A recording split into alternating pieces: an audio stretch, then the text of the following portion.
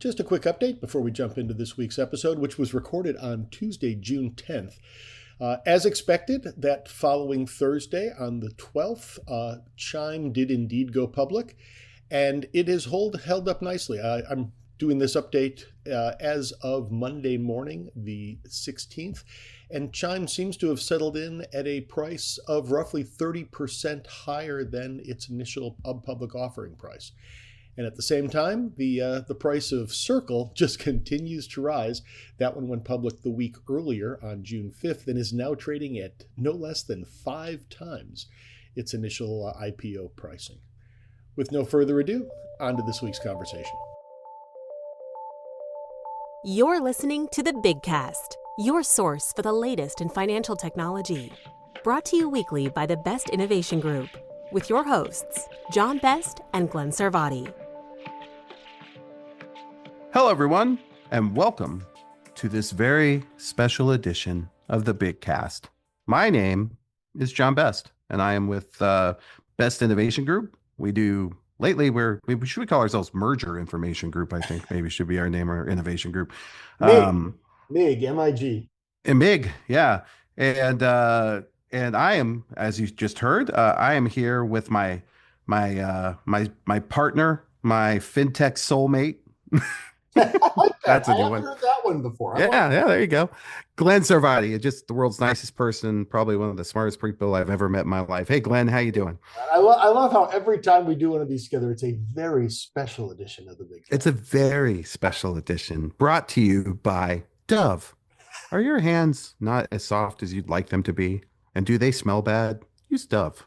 So that's how they should sell that. I should be allowed to do those kinds of things. But you know what? Let me tell you something, Glenn. Let me give you just a little snapshot of my world in the last 3 weeks.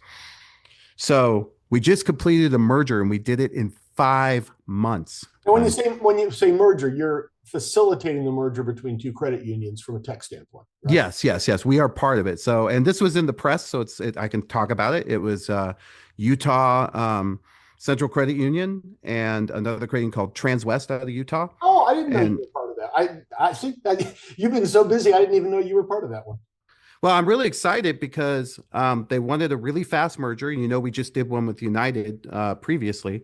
And I've been developing all these AI tools to really expedite the process. And it's really coming together. So 5 months is, I think, pretty impressive because I think, Glenn, and I could be wrong, but I think in order to sort of survive for the next 5 years or so, you got to be able to do 2 or 3, maybe 4 mergers a year is how I think things are going to go for a while for an institution. And I know a lot of credit unions that think that way, and they're building out sort of that capability. But there's some good game changers to be had with AI. So I did that. And that was like a whole weekend, the run up to it. It's just nonstop work. And what an incredible team at Utah and Transwest, just great people to work with. So I was very fortunate there. And then I had the opportunity to go to Mid-Hudson Valley Credit Union and speak with their board. And that was amazing, but that literally just backed right up to this. And then we were kind of in a closed room, and me, I did a facilitation that was all day long. I've seen all this. You've been texting me. I've seen all kinds of stuff happening. I don't know. It seems like there's riots going on. We're taping this on, or we're recording this on. That's our Tuesday. That's our subtle Sly Stone reference. There's a riot going on. Rest in peace, Sly Stone. When I first saw that, I thought, for some reason, I had in my head, I just saw Sly, and I was like, oh no, Sylvester Stallone died, but it wasn't him. It was the Sly of Sly and the Family Stone, I believe. Or something. I was in a meeting when I saw that. It's like another one of those. I remember sitting in a fintech meeting when I got word the Prince had died, and the two actually are fairly similar in musical style. Yeah, I'm going to remember where I was in this case. And at first, I thought it was I might have been some kind of a scam. And I went to the Wikipedia page. They hadn't even updated it yet, so I was getting it in real time. Yeah. It's just so much going on. So meanwhile, it looks like the market, there's things happening. There's this big, beautiful bill thing happening. Elon Musk apparently fell out with Trump and all kinds of crazy stuff. But I haven't had a chance at all to pay. I literally have just been tied to my keyboard, jamming out stuff day and night. And then when I wasn't doing that, I was in your neck of the woods, sitting on the tarmac in Atlanta because of the storms, just trying to get out to do this job. So I always love meeting with the volunteers, the folks who are on the board of the credit union, because it's just a passionate bunch of people. They're not paid to do it, and they're there because they care, and they put a lot of effort into it. I always try to match that effort. So it was just a great group. It was a phenomenal meeting. We talked about quantum processing. Some of the folks who are board members of that credit union are part of IBM's quantum group. I got some great. They can't tell me anything, obviously, but they just they definitely were affirming things. A field of membership thing, a kind of a legacy that goes back to IBM. Yeah.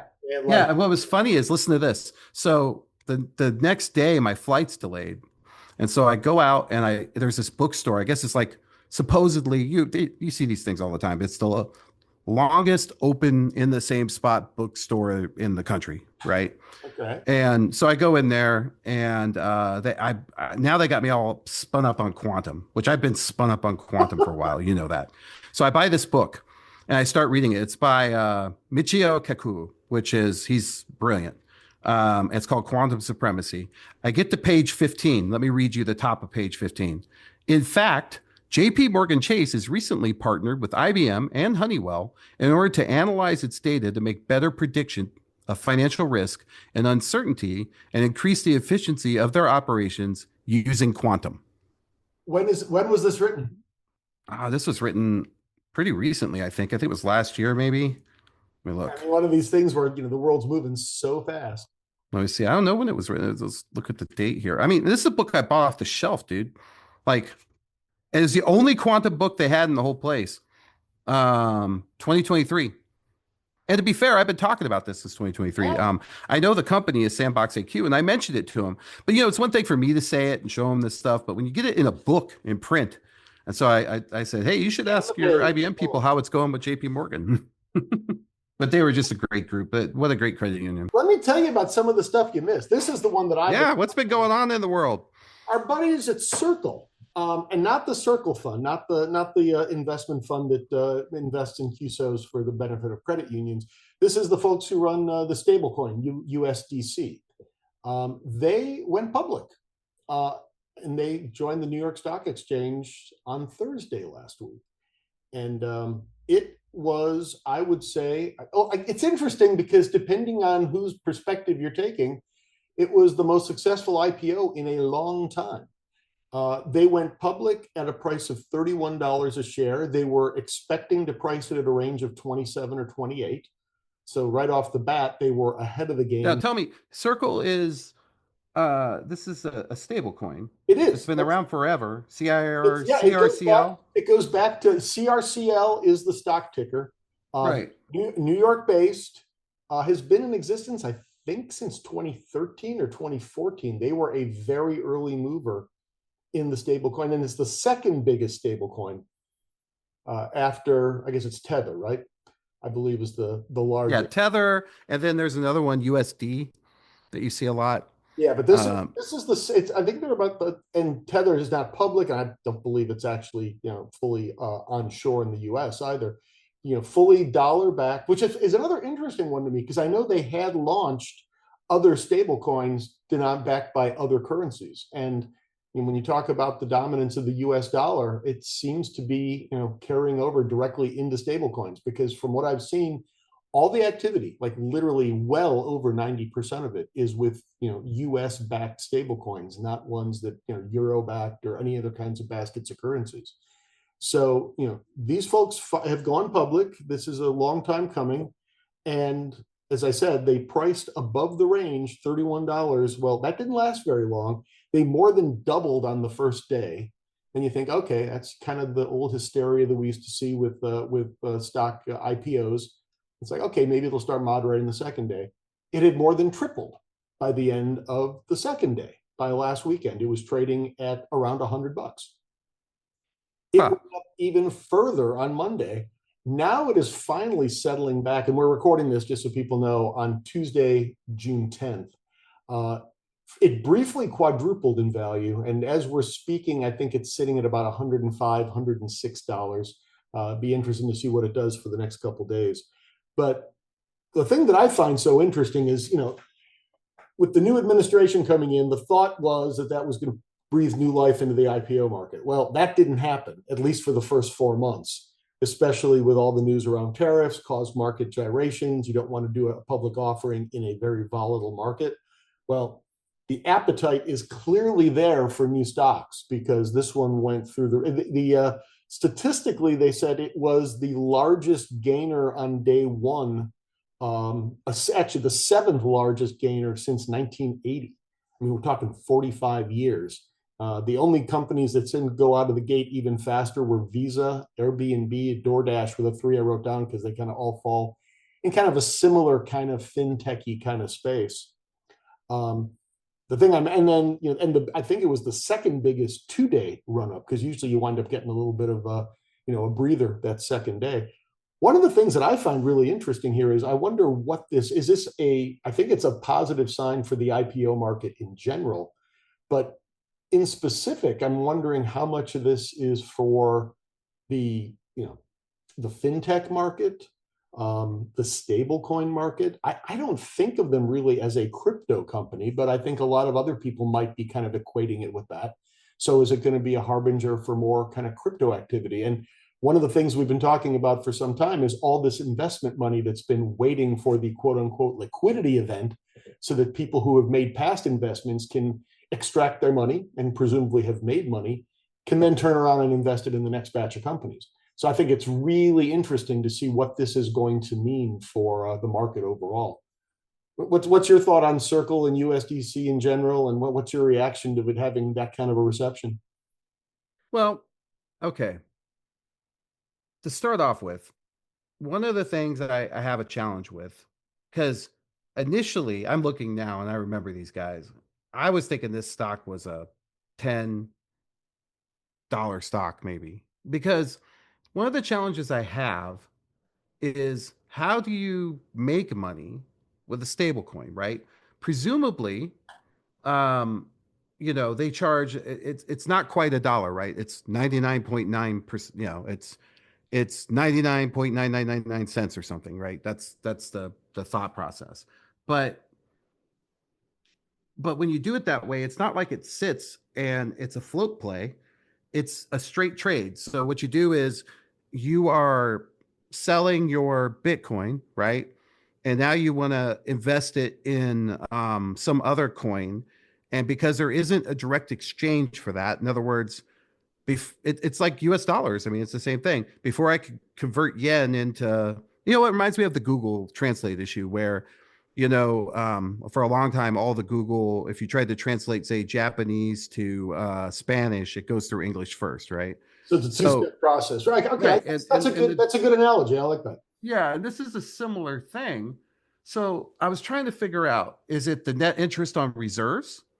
Is that what it is? Because they're matched for one in the treasury and some sort of short dated treasury. Is that what's going on? Well, that's what's really interesting. Is that the fact that they've actually listed, I think that they've passed muster with the regulatory authorities, which means that they are fully audited and backed in terms of what they're doing. And I think you're exactly right. I believe their statements even said, at present, they're by far, I don't think it's their only, but their primary source of revenue is exactly what you're saying, the float on that money that backs the currency. Yeah, because that doesn't sound like it's going to generate. I mean, it's always kind of like interchange. But what happens if treasury bills continue to fall? Yeah, or rise. It becomes a very interesting. And I have not seen any analysis yet from stock analysts. I'm curious to see how they think about it, because this one is, I'm not sure how I would value the stock. But the idea that there is this much appetite for it is remarkable to me. And I'm not even calling it hysteria. I don't know that it's hysteria. I don't know enough to say that, but it's such an indication to me of what's going on in the market. But I'm not great at this. You know that, Glenn. You're the business guy here. But every time the Fed does, hey, we're cutting this, they drop those T-bill yields, because that's what that is. That was going to hurt their bottom line by a bit. Like, don't they usually do it like a quarter? It usually is a quarter of a percent, but if depending on how long they can hold it to maturity, they may have ones that are either above or below market. It's gonna. Yeah, because I don't know. It's a really well, interesting because question. here's how I know them. I didn't know about this. I kind of understood the treasury thing, but not really. Here's how I see them making money, or my head. This is what the unit does. One, they're a big partnership with Coinbase. Coinbase has had a great IPO Yep. in the last year and a half, so they've done well. Um, Coinbase came out as they're the only real legit player from a that you see out there. I think that people could really point at. I don't think they have a competitor. They are becoming the Facebook of purchasing this stuff. Unless you're a nerd like me and go straight to the actual Bitcoin and use your own programs and make your own stuff, which you could absolutely do. Yeah, they're the interface that for the mass market. Agreed. Right. But the way that Circle generally makes money is through just, the transaction fees that they charge, which is fractions of a cent. Um, and then, that they do things for other big fintechs where it lets them move money back and forth. And so there's a little bit of arbitration there, arbitrage. I think there's a Um, lot of that type of facilitation that's going to take place. I mean, they're not doing it just in the U.S., so you've got the play in other countries. I think you have some other collaborative efforts with using their backbone. So I and do see other avenues, but it's definitely a lot. I mean, this is kind of back to where we've been before. That this is on the promise of future profits. I can't imagine that this is in any way, a but you valuation know what I think? on current financials. Do you know what I think could happen? Hmm. So one way I see people using this is, hey, I want to make a Bitcoin bet right now, right? I want to buy something and I'm going to wire a bunch of money but Circle's going to eat that float, right? So they're going to, because it's no problem for them to just give it to me because it's just, you know, sort of fake money in a way. And they wait on that wire. When the wire comes, I think, and that would lead me to a logical step to lending. Interesting. Because you have to do all the same things to determine whether I'm going to because we're talking big money here, man. We're not talking like $500. We're talking like, hey, I got 20 grand. I want to throw at, Oh yeah, you're definitely talking. I mean, it can be very small retail transactions, but I think we're very clearly talking a lot of institutional wholesale 5, 6, even 7 figure. yeah. So I could see like white label wallets coming from this. Um, I could see, I think one day if the regs continue, and this is where the Trump administration comes in, is if they keep going with the deregulation, then I think that opens the door for this kind of lending where, and it's a new kind of lending because, and it's interesting because it relates back to my spinning out on quantum. The problem with this kind of lending is it's all probability, right?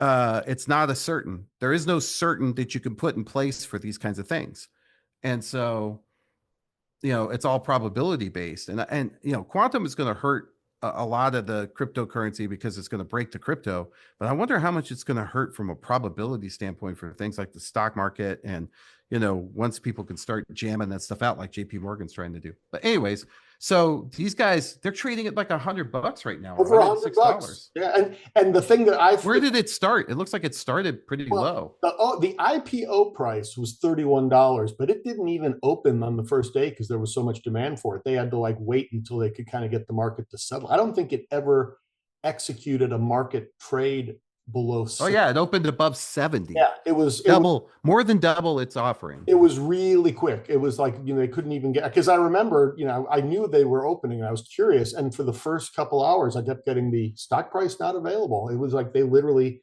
couldn't. Well, you know why? Because only 15% of the shares are freely tradable. Yeah, that's the other one that that I'm watching very closely now. Chime was already in the process of going public, doing their IPO roadshow and whatnot. I guarantee you that as soon as they saw this result, they said, we have got to get out there as fast as we can because the appetite is there. And just, we won't go into too much detail because it'll be old news by the time people hear this, because we're recording. Supposedly they're going to go public on Thursday, the 12th. And it'll be very interesting. Their stock price, they're looking to raise they're looking for an $11 billion valuation. Now, the valuation, as we said, of Circle basically, nearly quadrupled, since they did this. So we'll be curious to see where Chime comes in.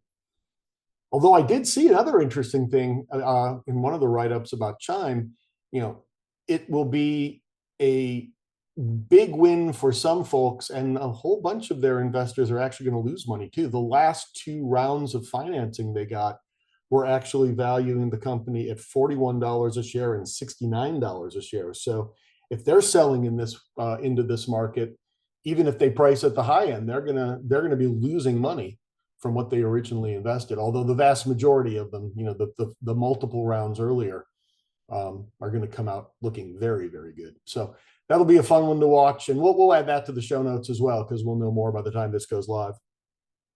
Very cool. Very cool. Well, I had no idea about what was going on there. I should have paid more attention, but Well, it all happened fast. I mean, it didn't take, you could blink and you wouldn't. that's why I got you, Glenn, my fintech soulmate, to help me through this journey, this fintech journey. Speaking of that journey, this kind of, as you're talking about AI, this one, I'm really curious to hear your take, because this is a weird one that's kind of in that kind of strange bedfellows category. The artificial intelligence actually rearing its head unexpectedly in the budget, the big beautiful bill, as you even referred to at the beginning of the conversation. I don't know if you saw this. How so? I did see some weirdness with I saw this thing on TV because sometimes I'll watch like the late night guys, a little bit of them, and I saw where they were all saying, everybody was making fun of a bunch of these of the Congress people and the senators, that they were all coming out and say, well, I didn't know this was in the bill. And the whole point is, isn't that kind of like your job? Yeah. Isn't that the whole point of it? Well, we didn't get the changes till later. Well, then don't sign it. Because that's like, I had to sign the contract. Why? Because, I didn't have any more time. So I just, I had to give up my left kidney, but what was I to do? It just seems, so I saw a lot of that, but what was in there? Yeah. So, and the ironic thing, how does that happen? I agree. It doesn't make a whole lot of sense. If you're going to hand somebody a 1,000-page bill, you don't, just say, oh, you got 30 minutes. Tell me yay or no, yay or nay. But my understanding is this was not one of the late insertions. This had been in there for a couple of days. Now, again, it's 1,000 pages. Now, whether, you delegate to somebody and they didn't think it was a big enough deal to tell the congressman, I don't know how that stuff works. But here's the deal. Artificial intelligence, what they did, and I don't understand how this actually passes muster for a budget bill, but that's not my territory. I think people are aware, California is always in the front, the vanguard on this stuff. Some of the states have passed their own laws regulating artificial intelligence. Well, in the budget bill from the House is a 10-year moratorium on any enforcement of state level artificial intelligence regulation. They're saying you can pass them, they're frozen. You can't apply them, which. Is that why they're rioting in LA? Is that the answer? That's what happened? It's all about give us back our AI. We won't go. Hell no. Something like that. But it's such a strange, well, on a couple levels, it's really strange to me because it's like, talk about states' rights. I mean, the GOP has been long associated with states' rights. And this is about as blatant a case of just trying to, quash states' rights that I can think of. But why? Who put that in there? Where did it come from? Who knows? I mean, they actually they immediately when they took over announced was the Star it's from the old movie Stargate. They announced the Stargate project. Remember that? And they're building it. That's happening. I mean, I saw a video the other day about Stargate, which was everybody but Musk. Surprise. Yeah. With a big AI project for the country. Well, that's the thing is, I mean, maybe that's the answer, is they're trying to I see, that's the worry. So everybody's worried that the government sort of wants to grab this tech up and corner it. And then by doing this with the states, then we can, then Stargate becomes the only game in town or something. Well, the argument that I've seen is that this is, quote unquote, a massive gift to the tech industry, because the tech industry wants to be able to develop artificial intelligence and they don't want to have to get hamstrung by these, guardrails. And, the argument is, China can do this. Why can't we do it? So let's make sure that we don't leave ourselves just totally, disadvantaged coming out of the gate on this. Then the other half of that argument is, okay, but what about protections for, and I think, again, somebody like Josh Hawley saying, what about regular people? and people who don't have any say in this, and it's suddenly being foisted on them. It's another one of those really weird ones from a financial, regulation fintech standpoint. You know, state level regulation is a massive pain in the butt because you don't want to have to follow 50 different sets of rules and figure out how to keep, on the right side of the law for every single one. You want a single set of a rule book that you can follow. Well, that's all fine and good. But if you say, okay, no, the states can't do anything, but then you decide not to do anything as a federal government, that gets kind of strange too. Well, give me an example. Like I can think of some examples. I imagine it's probably, I know states regulate like your ability to have a nuclear plant or uh or have an example would be if I wanted to do research on some hazardous material, like I'm going to start a research lab. I'm going to start the Wuhan COVID research lab here in Florida, where I'm going to have stored in here all this viruses. Like they would have a say in that. Um, but I don't think people equate AI as that kind of danger, although it really is. Lately I've been coming to a whole different, that's a whole nother episode. Yeah. I am starting to, I got a lot to say on that. I don't know, say pleasantly surprised, a bit surprised, because I thought that you might be more of the full steam ahead kind of. Well, okay. I have a terrible viewpoint on this, and it's a very similar to, this is just too controversial. I can't use that example. I'm trying to come up with a better one, but here's the thing.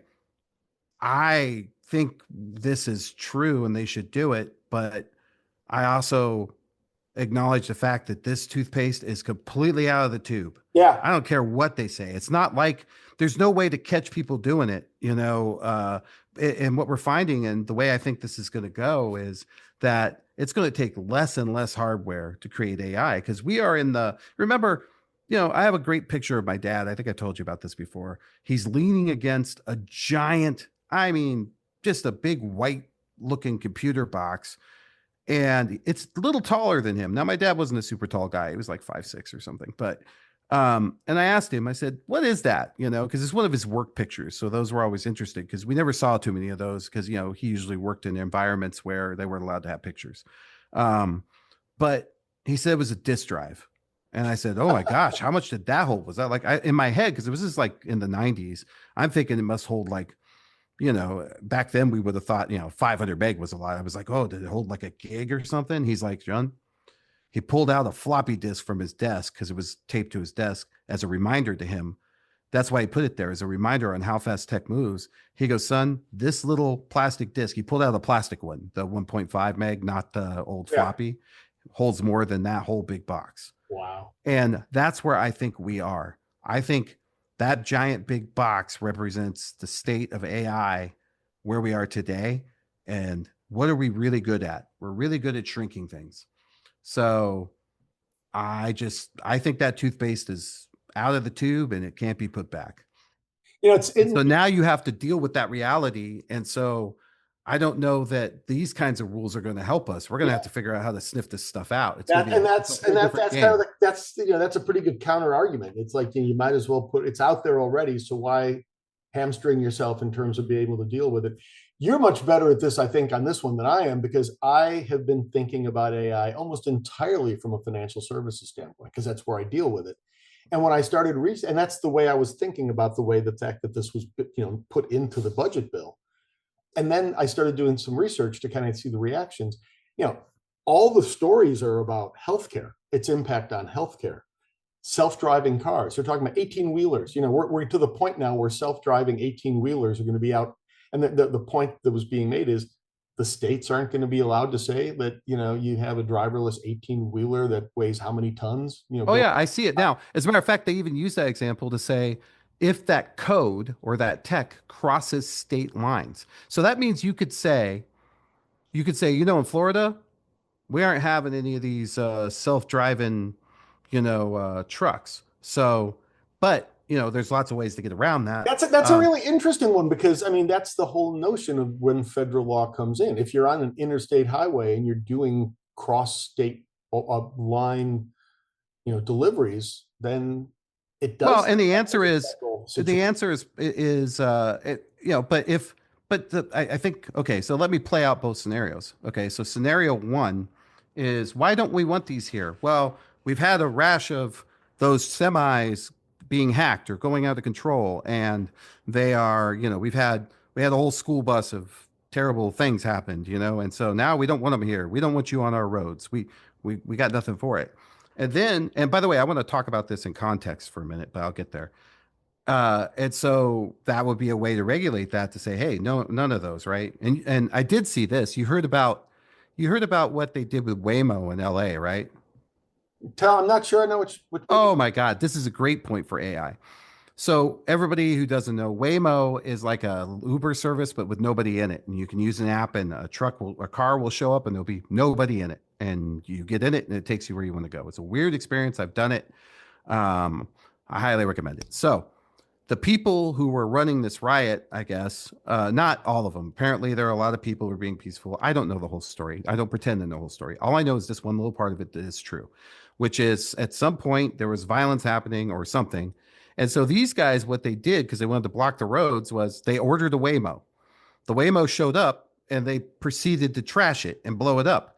But what made me laugh, and I saw this on Jon Stewart, was it was 5 of them. I would have thought the Waymo people would be onto it. 5 Waymos. After the first, so 5 different people just kind of, they all converged on one. No, not 5 people. It was, I'm sure it was 5 people.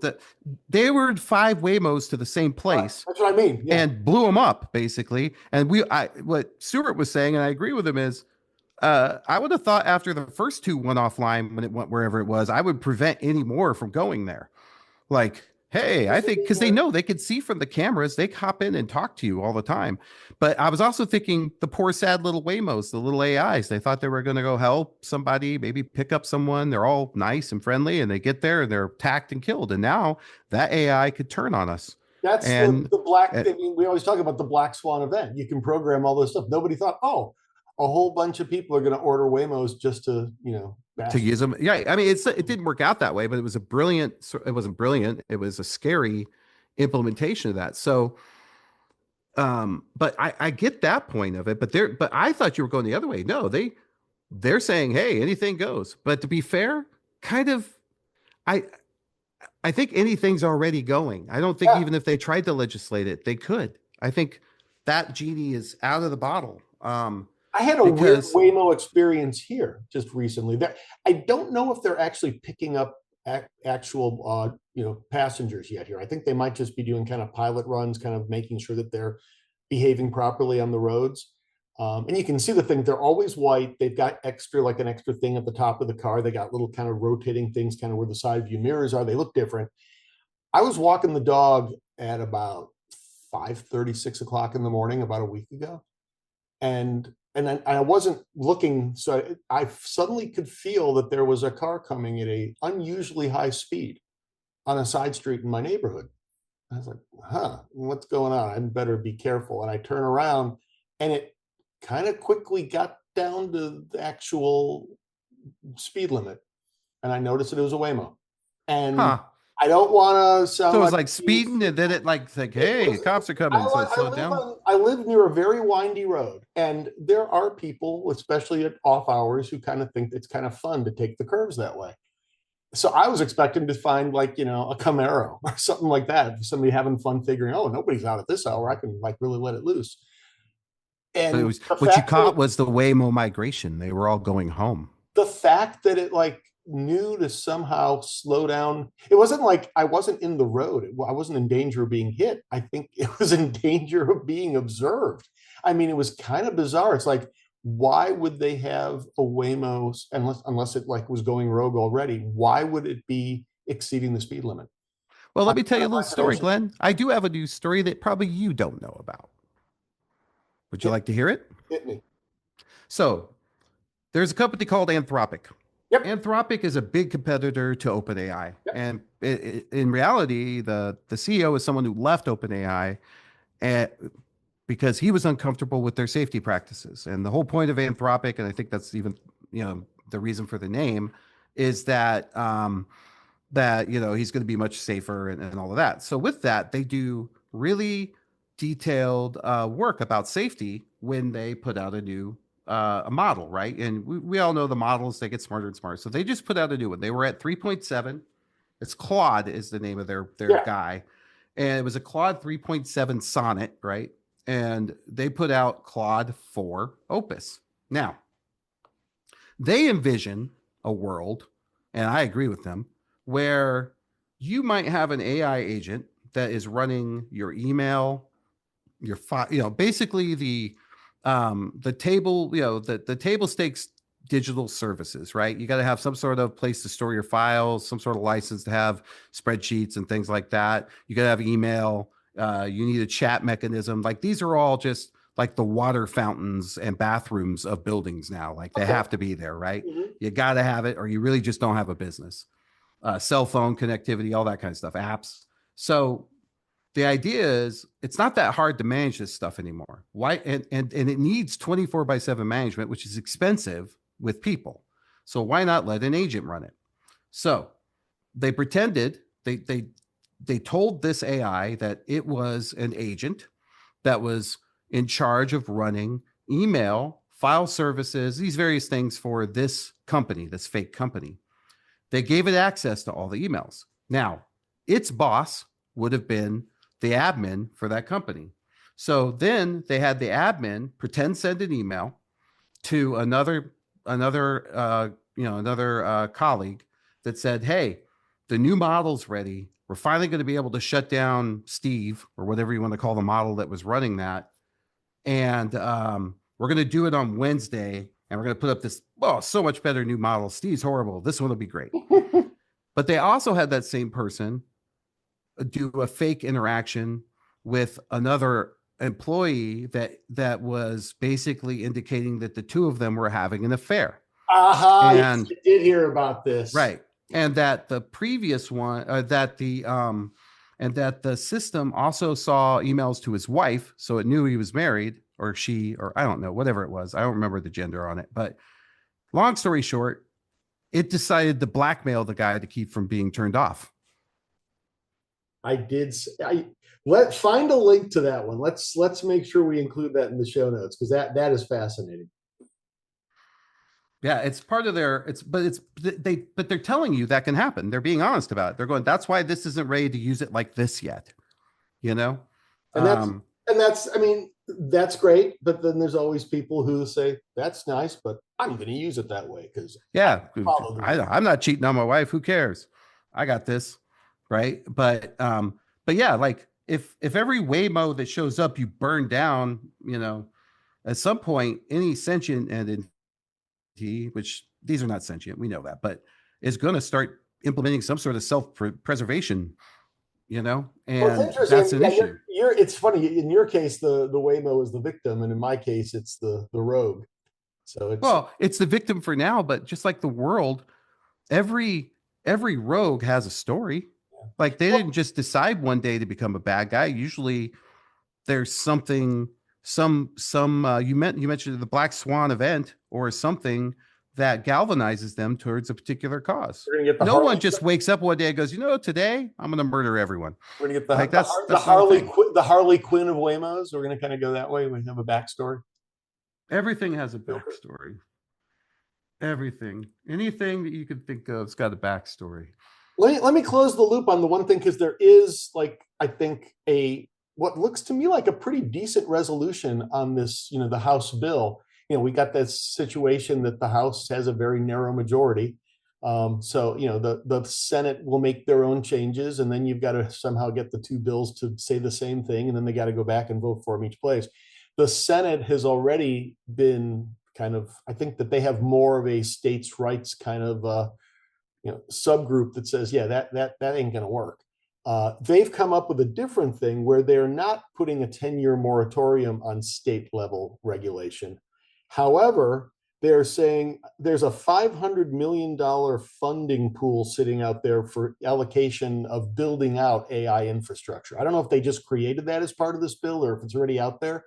And they're saying, you want to do regulation? That's fine, but you will not have access to that $500 million pool. Any state that actually goes in their own direction, you're welcome to do that, but you can't have access to this federal money now. So it'll be an interesting trade-off to see if the states feel that that's an appropriate kind of price to pay for going in their own direction.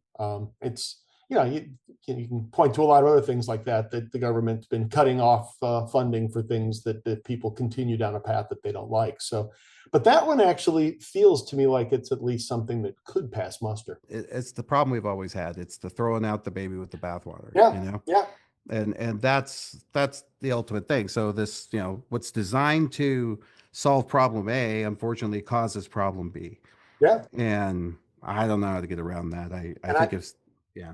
I don't want to get out of my lane, but I mean, I'm thinking of this one I'm kind of a ride along because as I looked at this more, I'm thinking about it from a bank, credit union, kind of internal operations compliance standpoint and how it affects things.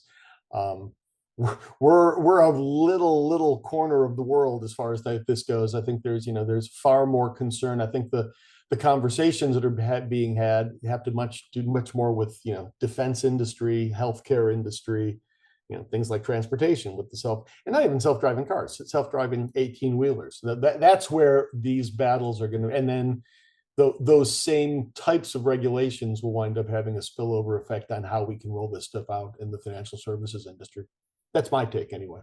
Well, it's something just to think about. So when the App Store first started, when Apple was the very first, when they had their App Store, I was, me, a little early to everything. And so we were very early to that. I saw that coming in.